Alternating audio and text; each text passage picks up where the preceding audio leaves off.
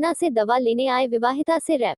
महिला थाना प्रभारी मंजू फौजदार ने बताया कि शुक्रवार को एक विवाहिता ने रेप का मामला दर्ज कराया है। रिपोर्ट में बताया कि वह मुरैना मध्य प्रदेश की रहने वाली है। उसकी फोन के जरिए धौलपुर के युवक दीपेंद्र तोमर से जान पहचान हो गई। महिला ने बताया है कि करीब 1 महीने पहले वह मुरैना मध्य प्रदेश से धौलपुर अपनी दवाई लेने के लिए आई हुई थी, जहां उसे दीपेंद्र तोमर एक पेट्रोल पंप के पास बाइक से मिल गया। दवाई दिलाने के बाद आरोपी उसे अपनी भाभी के घर ले गया, जहां आरोपी ने महिला के साथ रेप की वारदात को अंजाम देते हुए उसके अश्लील फोटो खींच लिए। पीड़िता ने बताया कि 1 महीने पहले खींचे गए अश्लील फोटो के जरिए आरोपी उसे ब्लैकमेल कर रहा था। इसके बाद 29 मार्च को जब महिला अपने बच्चे की दवा दिलाने के लिए आ रही थी तो आरोपी ने उसे बाबा देवपुरी मंदिर के पास जबरन बुला लिया। आरोपी उसे अपनी मौसी के घर ले गया। पीड़िता ने बताया कि आरोपी की मौसी के लड़के ने उसकी मदद करते हुए उसे पति के पास भेज दिया। इसके बाद उसने पति को सारी घटना बता दी। इसके बाद महिला द्वारा महिला थाने में मामला दर्ज कराया गया।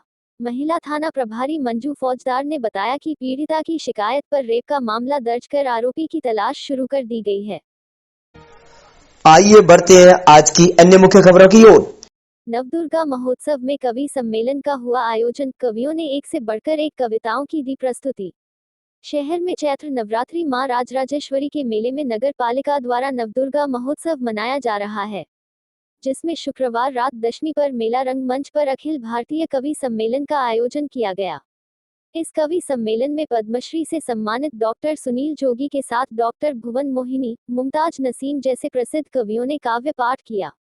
इस दौरान विनीत चौहान के वीर रस, कमलेश शर्मा के गीत, श्याम सुंदर कंचन का श्रृंगार और टूरी लठ, विकास बोरवेल, चेतन चर्चित, विनोद राज योगी का हास्य दर्शकों को सुनने को मिला। वहीं पंकज पंडित का वीर रस और रामबाबू सिकरवार के साथ डॉक्टर राकेश दीक्षित ने भी अपने छंद सुना। देर रात तक श्रोताओं को कवि सम्मेलन में बांधे रखा। कवि सम्मेलन आयोजन से पूर्व नगर पालिका द्वारा मेला रंगमंच पर स्वयंसेवी संस्थाओं के पदाधिकारी, समाजसेवी का सम्मान किया गया, जिसमें शहर में टोपी लगाकर चाय बेचने वाले पप्पू चाय वाले का जब मेला मंच से उनकी त्वरित सेवाओं के लिए मंच से सम्मान हुआ तो दर्शक और अतिथि सभी तालियां बजाए नहीं रह सके।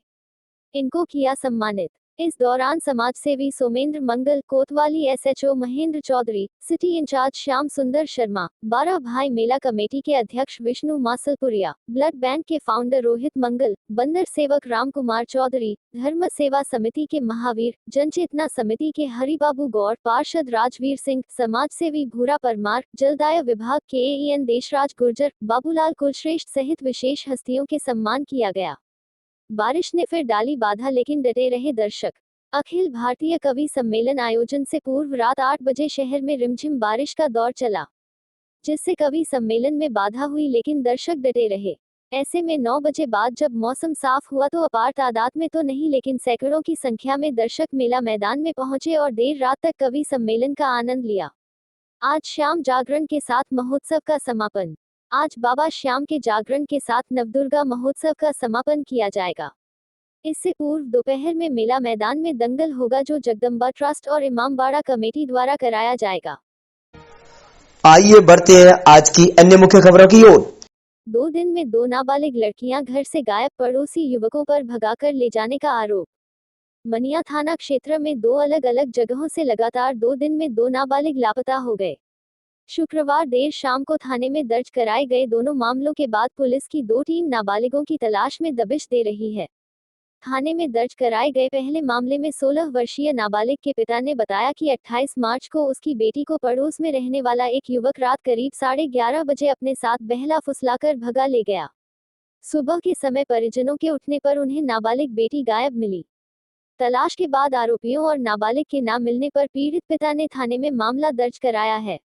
दूसरे मामले में भी पीड़ित पिता ने अपनी 17 वर्षीय नाबालिग बेटी के पड़ोसी युवक द्वारा बहला फुसलाकर भगा ले जाने का मामला दर्ज कराया है। मनिया थाने में दर्ज कराए गए मामले में पीड़िता ने बताया कि पड़ोस में रहने वाला एक युवक उसकी बेटी को 30 मार्च की रात करीब 9 बजे अपने साथ बहला फुसलाकर भगा ले गया है। थाना प्रभारी लाखन सिंह ने बताया कि थाने में मामला दर्ज होते ही पुलिस की 2 टीमों का गठन कर नाबालिगों की तलाश की जा रही है। उन्होंने बताया कि जल्द ही नाबालिगों को डिटेन कर आरोपियों को गिरफ्तार कर लिया जाएगा। आइए बढ़ते हैं आज की अन्य मुख्य खबरों की ओर। जहर की गोलियां खाकर युवक ने किया सुसाइड, मानसिक रूप से परेशान था युवक। कौलारी थाना क्षेत्र के मालोनी खुर्द गांव में एक युवक ने जहरीली गोलियां खाकर सुसाइड कर लिया। युवक के सुसाइड मिलने की सूचना पर अस्पताल पहुंची पुलिस ने शव का पोस्टमार्टम कराने के बाद परिजनों को सौंप दिया है।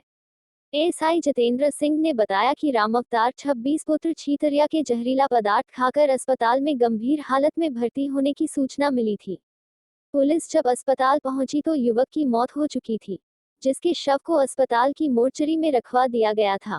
उन्होंने बताया कि परिजनों द्वारा दी गई रिपोर्ट के मुताबिक युवक मानसिक रूप से बीमार चल रहा था, जो सुबह खेतों पर फसल की कटाई के लिए गया था। खेतों पर अचानक युवक को उल्टियां होने लगी, जिसके बाद परिजन उसे गंभीर हालत में लेकर जिला अस्पताल पहुंचे, जहां इलाज के दौरान युवक की मौत हो गई। एएसआई ने बताया कि डॉक्टरों के मुताबिक प्राथमिक तौर पर युवक ने जहर की गोलियां खाई थी, जिसके चलते उसकी मौत हुई है। परिजनों द्वारा दी गई रिपोर्ट पर पुलिस ने मामला दर्ज करते हुए शव का पोस्टमार्टम कराने के बाद परिजनों को सौंप दिया है। वहीं पुलिस मामले की जांच में जुट गई है।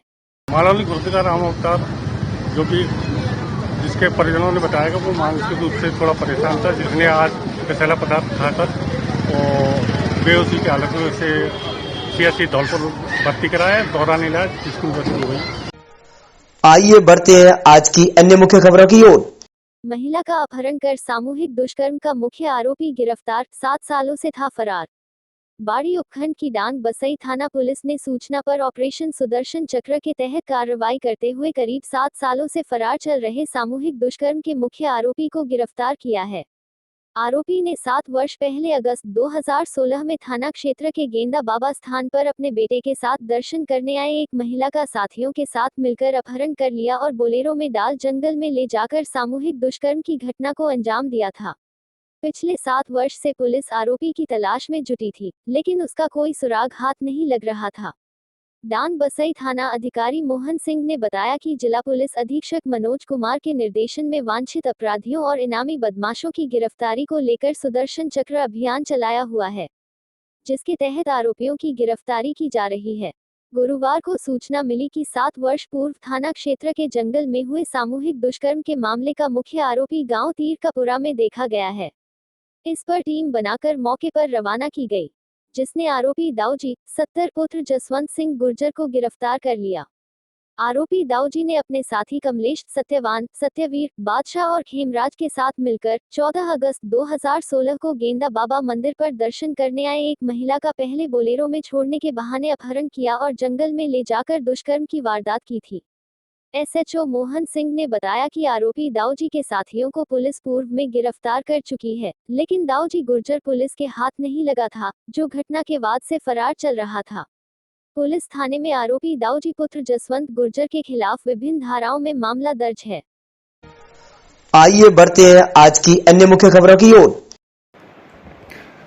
नमस्कार, मैं हूं एडवोकेट श्वेता यादव, महिला कांग्रेस की प्रदेश महासचिव।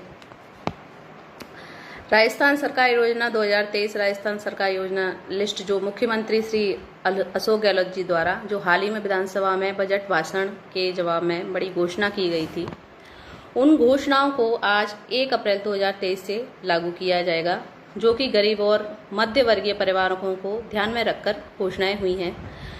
श्री गहलोत जी ने यह घोषणा की थी कि प्रदेश की जनता के लिए जिनका बिल 100 यूनिट या उससे कम आ रहा है, यानी हर 2 महीने में अगर 100 यूनिट का बिल आता है तो आपको 1 भी रुपया जमा कराने की कोई आवश्यकता नहीं पड़ेगी, क्योंकि 100 यूनिट तक बिजली प्रदेश के सभी लोगों के लिए माफ कर दी जाएगी।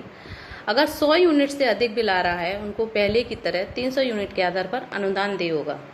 साथ ही में प्रदेश के किसानों के लिए 2000 यूनिट फ्री कर दी जाएंगी। और आज से ही एक और घोषणा लागू की गई, जो कि उज्ज्वला योजना है, जिसके अंतर्गत आने वाले परिवारों को 500 रुपये का सिलेंडर दिया जाएगा। और सबसे बड़ी महत्वपूर्ण घोषणा हमारी माता बहनों के लिए, जिन माता बहनों के लिए हमारे राजस्थान रोडवेज में 30% की छूट दी जाती थी, वो आज से 50% कर दी है। तो माननीय मुख्यमंत्री जी का हम बहुत बहुत आभार व्यक्त करते हैं कि उन्होंने इतनी शानदार बजट घोषणाएं पेश की, जो कि आज 1 अप्रैल से लागू की गई। आइए बढ़ते हैं आज की अन्य मुख्य खबरों की ओर। ससुराल में विवाहिता के साथ मारपीट, मां बोली 10 दिन पहले भी झगड़ा हुआ था, समझाकर वापस भेजते ही हमला कर दिया। बाड़ी शहर के कीड़ी मोहल्ला निवासी एक 25 वर्षीय युवती के साथ लगातार मारपीट और घरेलू झगड़े का मामला सामने आया है। घटना के दौरान ससुराल वालों द्वारा युवती को यातना देने के साथ मारपीट की गई है। ऐसे में घटना में घायल हुई युवती को पहले बाड़ी अस्पताल भर्ती कराया गया, जहां से चिकित्सकों ने प्राथमिक उपचार के बाद जिला अस्पताल रेफर किया है। घटना में युवती की मां ने ससुराल पक्ष पर दहेज के नाम पर मारपीट करने और यातना देने का आरोप लगाया है। ससुराल पक्ष द्वारा मारपीट की घटना में घायल युवती मोहिनी 25 पत्नी मनीष की मां लक्ष्मी ने बताया कि वह बाड़ी शहर के कीड़ी मोहल्ले में रहते हैं। उनकी बेटी मोहिनी की शादी 3 वर्ष पूर्व काकोर गांव निवासी मनीष के साथ हुई थी। परिवार ने स्थिति अनुसार दान दहेज भी दिया था, लेकिन ससुराल वाले बेटी को शादी के बाद से ही परेशान करने लगे और अब मारपीट पर उतारू हो गए हैं। 10 दिन पहले भी उनकी बेटी मोहिनी के साथ ससुराल में पति सहित उसकी सास ने मारपीट की थी। तब बेटी घर आई तो उसे समझा बुझाकर शुक्रवार को ही वापस भेजा था। आज सुबह सूचना मिली कि उनकी बेटी अचेत अवस्था में पड़ी हुई है। जब जाकर उसके ससुराल में देखा तो बेसुध बेटी को लेकर अस्पताल आए हैं, जहां उसका उपचार चल रहा है। बेटी के साथ ससुराल वालों ने कितनी मारपीट की है और क्या घटना हुई है, यह उसके होश में आने के बाद ही पता लगेगा। फिलहाल चिकित्सकों ने प्राथमिक उपचार के बाद जिला अस्पताल रेफर कर दिया है। घटना को लेकर घायल मोहिनी की मां लक्ष्मी ने बताया कि पुलिस में मामला दर्ज नहीं कराया है, लेकिन पुलिस को मामले की जानकारी दी है। फिलहाल वह अपनी बेटी के उपचार में लगी है।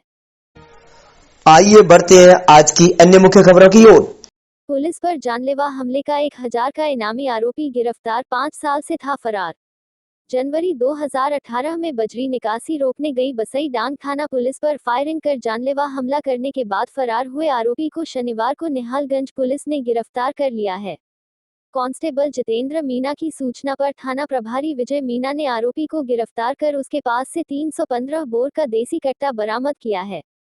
थाना प्रभारी विजय मीना ने बताया कि वर्ष 2018 में बजरी निकासी रोकने के लिए पुलिस द्वारा नाकाबंदी की जा रही थी।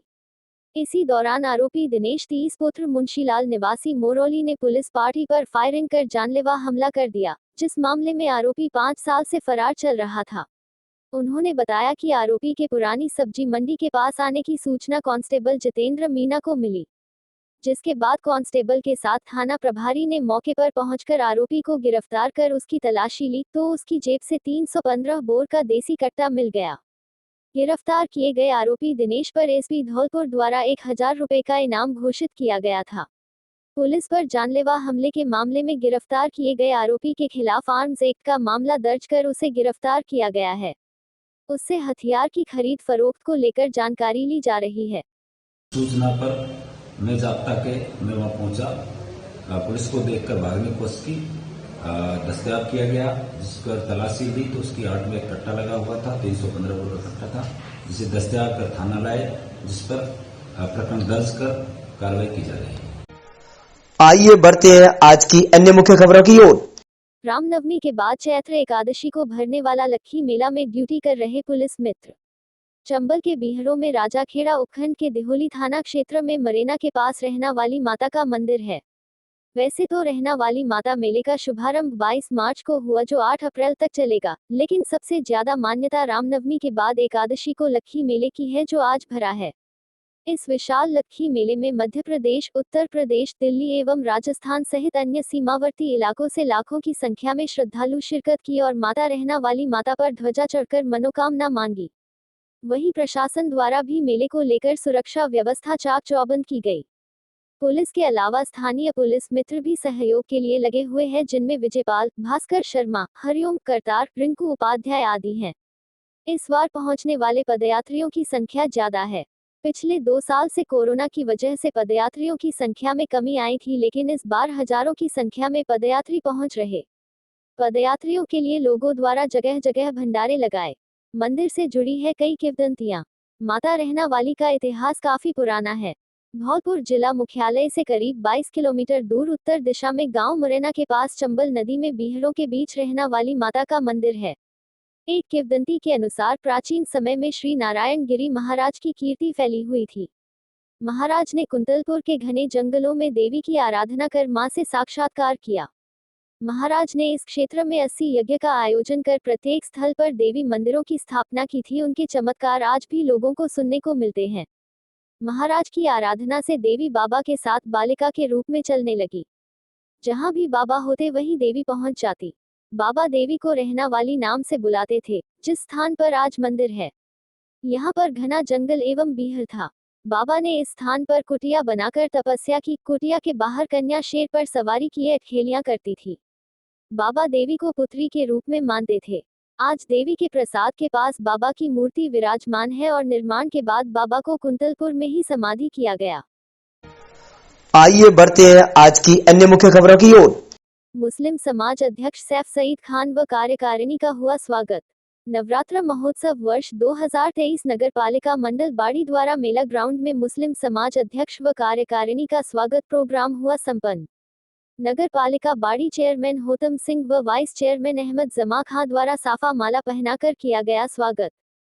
स्वागत में मुस्लिम समाज के इरफान अहमद, पूर्व नगर पालिका चेयरमैन, हमीद खान सदर चमनपाड़ा, शकील कुरैशी, शाहिद खान, जावेद मलिक, साबिर सैफी, हाजी हाशिम, अकील कुरैशी, इमरान सईद खान, मुन्ना मिस्त्री, सनी ट्रेलर, रिजवान अहमद, आरिफ भाई, एक पैलेस वाले, छूटरन रिजवी, नासिर खान व मुस्लिम समाज के गणमान्य लोग मौजूद रहे।